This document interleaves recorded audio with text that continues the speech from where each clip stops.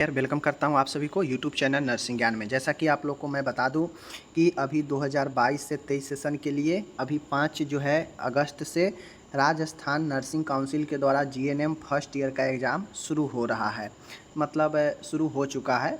तो paper number 1 जो कि बायो साइंस का है, जिसमें एनाटॉमी, माइक्रोबायोलॉजी और फिजियोलॉजी के प्रश्न पूछे जाते हैं। अब हम लोग देखेंगे कि कौन कौन से ऑब्जेक्टिव पूछा गया है, ठीक है, कौन से सब्जेक्टिव पूछा गया है, और जिन लोग का आने वाला समय में जिस भी स्टेट में एग्ज़ाम है आगे कुछ दिनों में, कुछ महीनों में, तो उनके लिए काफ़ी बेहतर साबित हो सकता है, ठीक है, क्योंकि एक बोर्ड के द्वारा लिया गया एग्ज़ाम है। तो जाहिर सी बातें हैं कि आपको इन सभी प्रश्नों को कंप्लीट करना चाहिए। ओके, चलिए करते हैं शुरू। 75 नंबर का एग्ज़ाम होता है, आपको भी पता है। चलिए हम यहाँ पे शुरू करते हैं। कुछ प्रश्न यहाँ पे पूछा गया है। देखिए, राजस्थान में एग्ज़ाम होता है तो सभी प्रकार के क्वेश्चन को टच किया जाता है। उसमें आपका एमसीक्यू भी होता है। ओके, उसमें आपका एमसीक्यू के साथ में मतलब मल्टीपल चॉइस के साथ में आपको फिलअप भी होता है, ट्रू फॉल्स भी होता है, मैचिंग भी होता है, शॉर्ट क्वेश्चन भी, लॉन्ग क्वेश्चन भी। यानी राजस्थान में एक परफेक्ट क्वेश्चन पूछा जाता है, सभी प्रकार के क्वेश्चन टच किया जाता है, जिससे स्टूडेंट को सभी तरीके से परखा जाता है। ओके, तो चलिए पहला प्रश्न है, कहता है फेफड़ों में गैसों का आदान प्रदान होता है। कह रहा है कि फेफड़ों में जो गैस का एक्सचेंज होता है, प्लेस इन द लंग्स, मतलब लंग्स में गैसों का आदान प्रदान किस जगह पर होता है, ठीक है। तो आपको पता होना चाहिए, ब्रोंकिल है, प्लूरा है, एल्वोली है, ट्रेकिया है। तो जो गैसों का आदान प्रदान की बात होता है वह एल्वोली के द्वारा होता है। ऑप्शन नंबर बी सही है।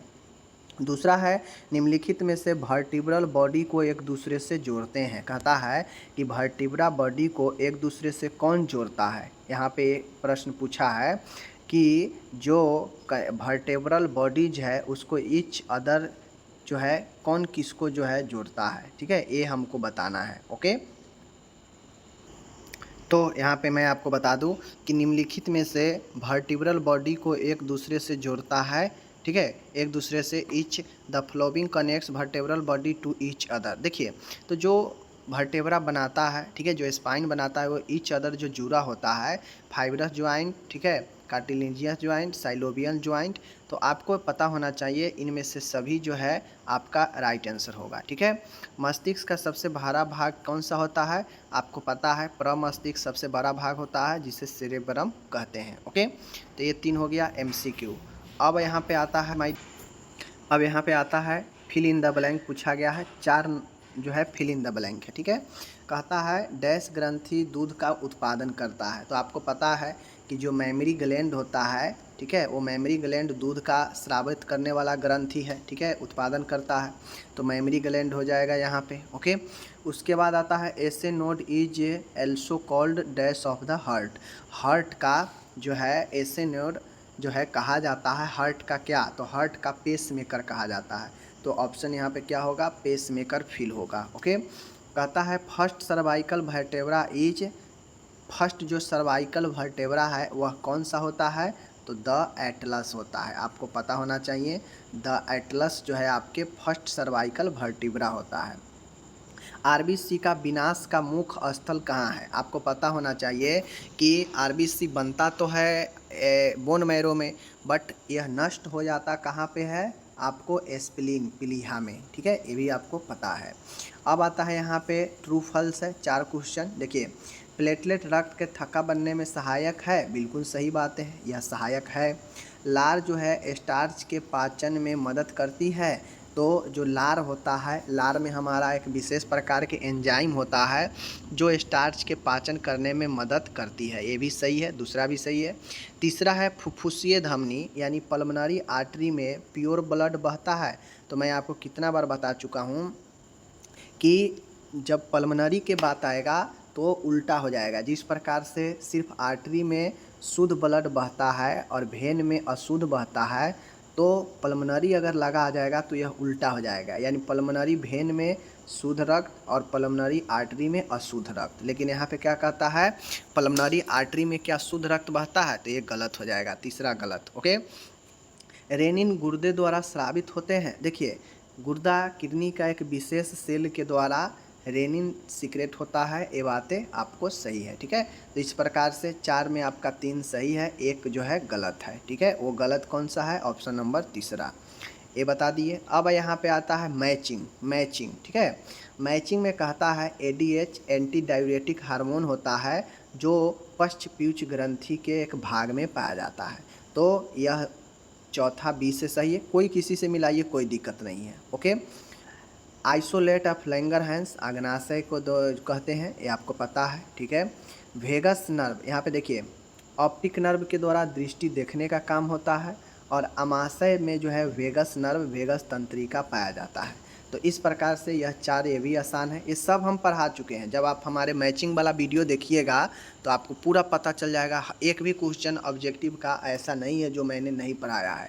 हाँ, लेकिन जो पढ़ेंगे उन्हीं को पता होगा, जो नहीं पढ़ेंगे तो नहीं, उनको पता नहीं ही होगा। ठीक है, अब आता है शॉर्ट क्वेश्चन, जिसमें से कोई भी 5 अटेम्प्ट करने के लिए बोल रहा है। ठीक है, और एक के लिए 6 नंबर है, 30 नंबर का है। ठीक है, इम्यूनिटी, क्या मैंने इम्यूनिटी के बारे में नहीं पढ़ाया है? जाकर देखिए, पूरा अच्छे से पढ़ाए हैं।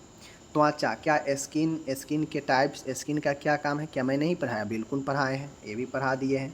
श्वसन के मैकेनिज्म ऑफ रिस्पायरेशन, क्या नहीं पढ़ाए हैं? जाकर देखिए, पूरा पढ़ाए हैं प्लेलिस्ट में।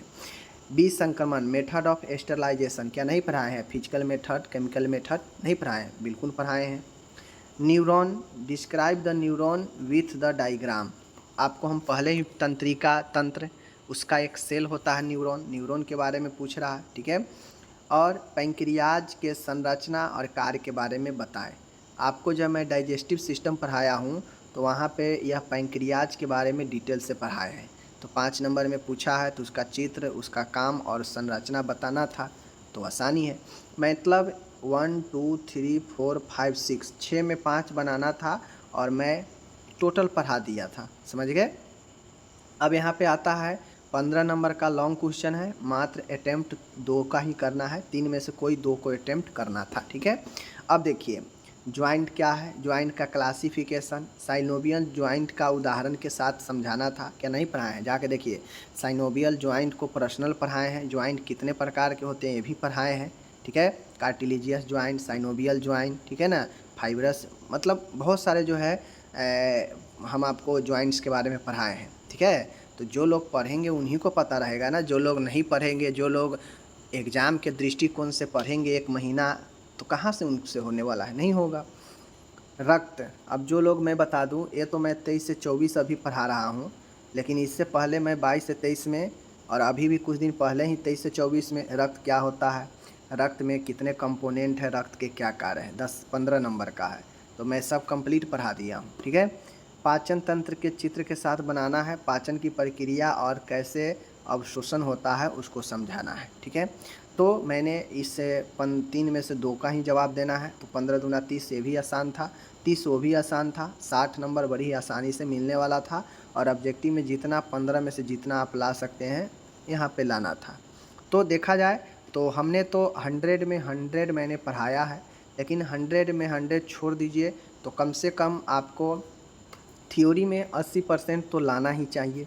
कितना भी लिखने में काट छाट लेगा, 80% तो आना ही चाहिए, क्योंकि मैंने पूरा 100 में 100 पढ़ाया है। तो हो सकता है स्टूडेंट है तो 100 में 100 तो दवा नहीं कर सकता है, नहीं आ सकता है, तो 80% यहाँ से मानिए, और बाकी के प्रैक्टिकल से एक बेहतर मैंने सारा के सारा पढ़ा दिया था। बाकी चलिए मिलेंगे अगले वीडियो में। आपको इस क्वेश्चन पर क्या जवाब देना है ज़रूर कमेंट कीजिए। जिनको ये क्वेश्चन चाहिए आप इंस्टाग्राम पर हमें फॉलो कर सकते हैं, मैं वहाँ पे भेज दूँगा। ओके, धन्यवाद।